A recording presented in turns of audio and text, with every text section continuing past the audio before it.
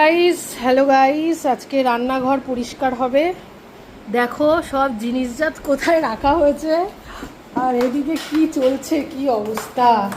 আমার দুটো লেবারিং করছে। দেখো সাথীদি দেখো কি করছে। ও সাথীদি, তোমরা নাকি কোনো কাজ করো না?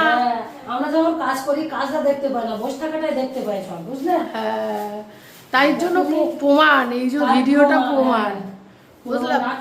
আমার অবস্থাটা দেখেছো কেমন ঘেমে গেছি। বাবা রে বাবা, এই ওপর দিয়ে সব নামিয়েছি, সব স্প্রে করা হবে, আরশোলা হয়েছে রান্নাঘরে, সব ফাঁকা করা হয়েছে, এগুলো সব ফাঁকা করা হয়েছে, এগুলো সব একদম বাসন কোসন, এই বাসন্তী বাসন্তী।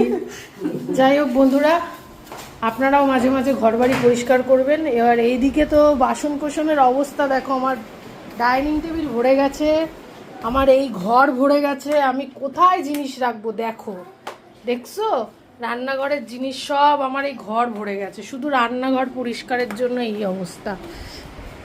দেখো আমি কেমন ঘেমেছি, দেখছো?